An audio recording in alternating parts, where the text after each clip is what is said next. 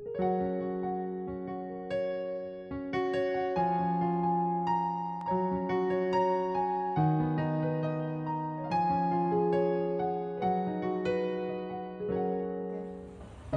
pagi, salam sejahtera bagi kita semua. Jemaat yang dikasihi Tuhan kita Yesus Kristus, pada saat ini kita boleh bersyukur bahwa kita pada saat ini boleh dipertemukan di tempat ini lagi untuk bersama-sama belajar dan merenungkan kebenaran firman Tuhan. Tetapi sebelum itu, mari kita berdoa terlebih dahulu untuk melanjutkan permintaan Tuhan kita. Kita berdoa. Segala puji syukur bagimu Tuhan, kami akan kehadirat-Mu. Terima kasih Tuhan atas berkat yang senantiasa kami rasakan hingga pada sekarang ini. Terkhususnya Tuhan, buat pada pagi hari ini, kami boleh berkumpul di tempat ini untuk memuji dan muliakan nama Engkau Tuhan. Dan sebentar lagi Tuhan, kami akan membuka dan membaca kitab kebenaran firman Tuhan kami. Engkau berkati Tuhan setiap telinga kami Tuhan, dan berkati juga ya Tuhan buat hamba-Mu yang boleh memberitakan kepada jemaat-Mu di tempat ini.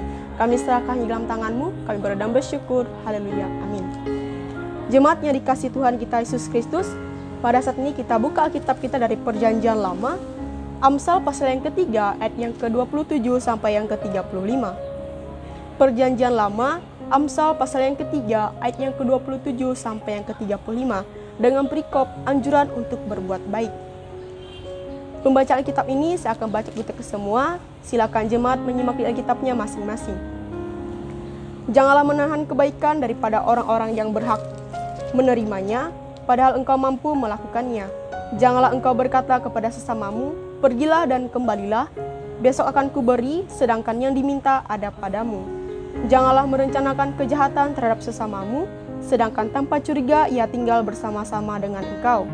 Janganlah bertengkar tidak semena-mena dengan seseorang, jikalau ia tidak berbuat jahat kepadamu. Janganlah iri hati kepada orang yang melakukan kelaliman, dan janganlah memilih satu pun dari jalannya, karena orang yang sesat adalah kekejian bagi Tuhan, tetapi dengan orang jujur ia bergaul erat. Kutuk Tuhan ada di dalam rumah orang fasik, tetapi tempat kediaman orang benar diberkatinya. Apabila ia menghadapi pencemooh, maka ia pun mencemooh, tetapi orang yang rendah hati dikasihaninya. Orang yang bijak akan mewarisi kehormatan, tetapi orang yang bebal akan menerima cemooh. Amin untuk firman Tuhan. Jemaat yang dikasihi Tuhan kita Yesus Kristus, pada saat ini saya akan memberikan suatu tema kecil bagi kita semua, yaitu kebaikan yang menyenangkan hati Tuhan. Jemaat yang dikasihi Tuhan kita Yesus Kristus, sebelum kita melangkah lebih jauh, kita melihat latar belakang yaitu dari kitab Amsal ini. Kitab Amsal inilah kitab yang ditulis oleh Salomo. Salomo adalah seorang raja yang bijaksana, dan kebijaksanaannya itu ia peroleh dari Allah.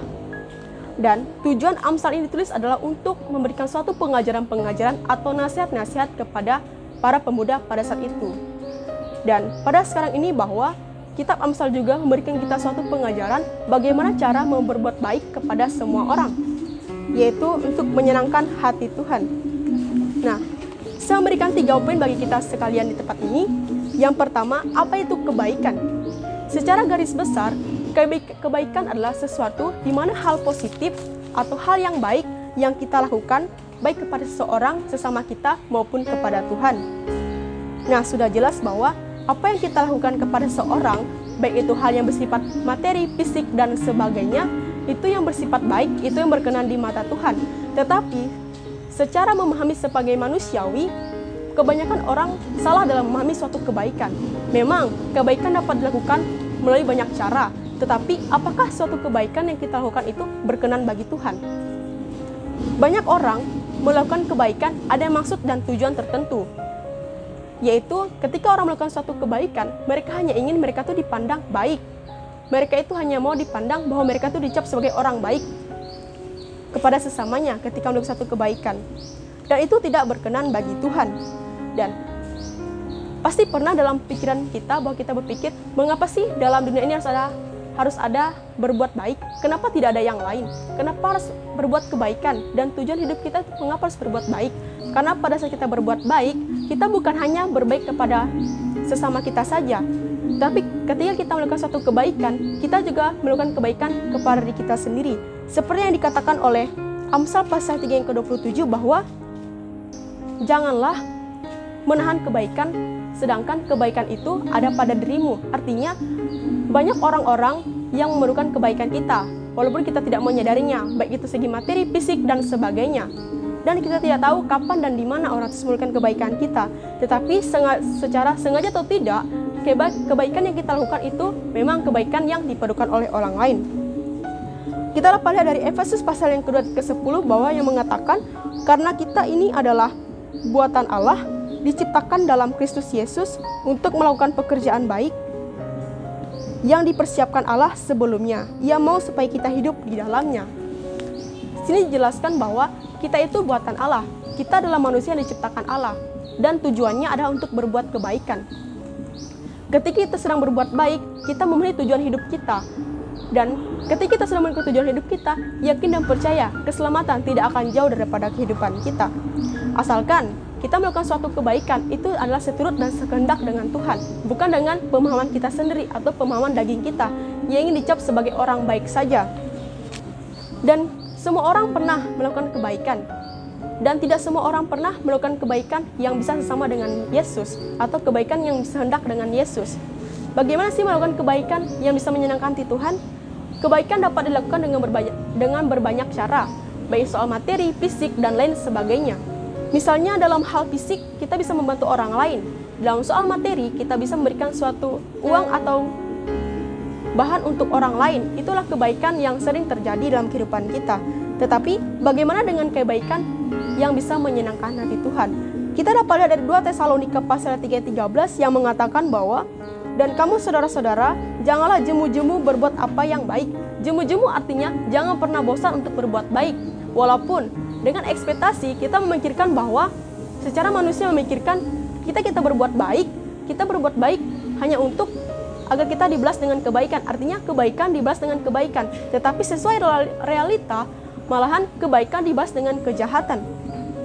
Karena secara manusiawi kita juga berpikir bahwa kenapa bisa saya melakukan suatu kebaikan kepada orang lain, tapi kepribadian kita dibalas dengan suatu kejahatan.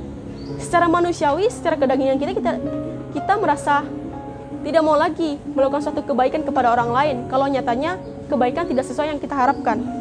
Tetapi sebagai orang yang percaya, sebagai orang pilihan Kristus, kita harus mempelajari bagaimana kita melakukan suatu kebaikan yang benar-benar untuk Tuhan, bukan untuk manusia. Memang kebaikan yang kita lakukan manusia itu kebaikan yang nyata. Tetapi ketika kita melakukan suatu kebaikan, kita dicap sebagai orang baik oleh manusia. Kita dikatakan oleh sangat baik kepada manusia. Tetapi apakah dikatakan manusia itu baik? Apakah dikatakan itu baik? Belum tentu baik ya. Jemaat yang dikasihi Tuhan kita Yesus Kristus, jadi sebagai orang percaya, lakukanlah kebaikan yang tujuannya menyenangkan hati Tuhan, bukan untuk menyenangkan manusia. Karena lebih baik kebaikan tidak diketahui oleh manusia, tetapi diketahui oleh Tuhan. Karena belum tentu kebaikan yang menyenangkan hati manusia itu menyenangkan Tuhan. Ada sebuah cerita, pada waktu itu ada sebuah gereja yang ingin melakukan pembangunan gereja. Karena pada saat itu gereja mereka itu kecil, belum sesuai dengan jemaat yang beribadah di sana. Maka dari itu jemaat majelis di sana memberikan suatu kebijakan agar di tempat itu melakukan suatu pembangunan gereja atau memperbesar gereja. Maka dari itu majelis memberikan suatu amplop sumbangan dana untuk gereja tersebut. Dari situ ada dua jemaat, dapat dikatakanlah si A dan si B. Si A adalah seorang yang dapat dikatakanlah mampu, orang yang serba ada, orang yang tidak pernah kekurangan. Dan dia mengatakan kepada majelisnya bahwa dia akan menyumbangkan untuk gereja sebesar 5 juta. Tapi dengan syarat bahwa ketika nanti minggu depan ada suatu pemberitaan jemaat, dia meminta tolong agar namanya disebut, agar semua jemaat yang di gereja tersebut mengetahui bahwa dia menyumbangkan dana untuk gereja tersebut. Sedangkan si B adalah orang yang sangat kekurangan, tetapi dia menyumbangkan seluruh apa yang dia punya. Tetapi dengan syarat, dia tidak mau namanya diumbar-umbar kepada orang lain. Dia hanya dia yang mengetahui, dan hanya Tuhan yang mengetahui, karena dia memberikan sesuai dengan kerelaan hatinya, bukan karena untuk memamerkan diri sebagai orang baik. Nah, dari cerita tersebut dapat kita pahami bahwa orang baik tidak akan mengatakan dirinya baik, tetapi orang baik akan melakukan perbuatan yang nyata, yang kerelaan hatinya untuk menyenangkan Tuhan. Jadi jemaat yang dikasih Tuhan kita Yesus Kristus, kita dapat belajar dari si B atau jemaat yang dapat kata si B dari cerita di atas tadi, bahwa lakukanlah kebaikan yang benar-benar dari hati. Jangan melakukan kebaikan yang hanya untuk dipandang baik oleh manusia dan hanya untuk menyenangkan hati manusia, sedangkan itu tidak berkenan bagi Allah. Jadi, lakukanlah kebaikan yang menyenangkan hati Tuhan, lakukanlah kebaikan yang benar-benar dari hati untuk Tuhan, karena Tuhan memandang hati, bukan memandang imbalan yang kita beri. Demikianlah firman Tuhan, kiranya firman ini menjadi pedoman untuk kehidupan kita hari lepas hari. Mari kita berdoa. Segala puji syukur bagimu Tuhan, kami dikasihi karyat-Mu. Terima kasih Tuhan, pada saat ini kami boleh mendengarkan sebagian kebenaran firman-Mu. Kiranya Tuhan, apa yang kami perdengarkan tidak berlalu begitu saja Tuhan, melainkan menjadi pedoman dan pimpinan dalam kehidupan kami hari lepas hari. Kami serahkan Tuhan untuk kehidupan kami selanjutnya dalam tangan-Mu. Kami berdoa dan bersyukur. Haleluya. Amin.